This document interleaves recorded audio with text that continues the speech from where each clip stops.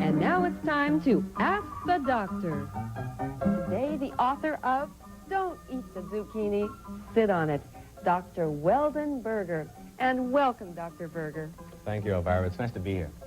So the premise of your book is more or less that you feel you can cure common ailments by simply raiding the refrigerator. Is that right? Yeah, that's just about the size of it, yeah.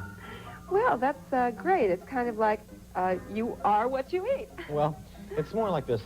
You've heard of the old home remedy of putting a steak on a black eye, right? Right. I do it every time I run into a doorknob.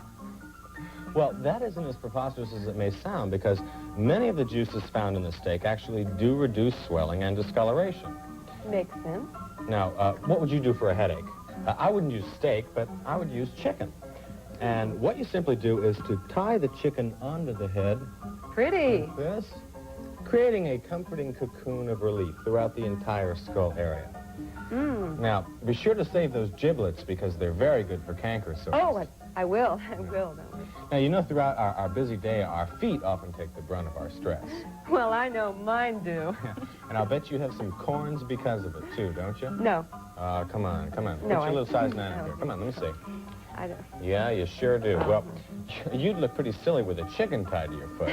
So I'm not going to use chicken, but I'm going to use corn.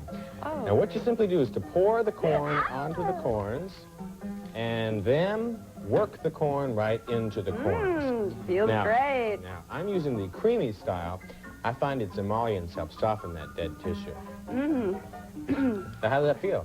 Oh, great. Really Okay. good. But I'll bet some of your viewers are probably saying, well, those home remedies are fine for most everyday ailments, but I think I've got jock itch.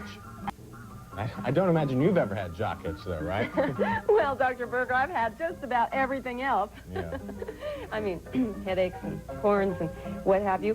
So what you're basically saying, then, is that for jock itch, you use a chicken, right? No. I wouldn't use chicken. I'd use pork and beans. Oh. You see, the pork and the beans work together with an astringent property that's vital to the treatment of all kinds of jock itch and heat rash.